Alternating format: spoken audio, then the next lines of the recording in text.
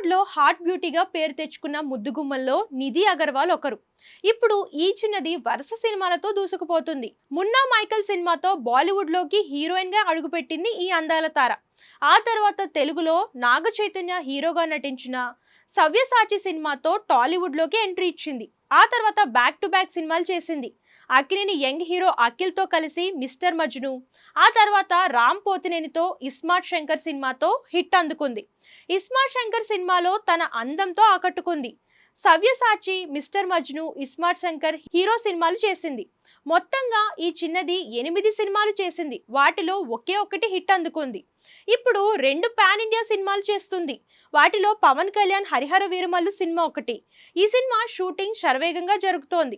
అలాగే ప్రభాస్ హీరోగా నటిస్తున్న రాజసాబ్ సినిమాలోనూ ఈ చిన్నది హీరోయిన్ గా నటిస్తుంది.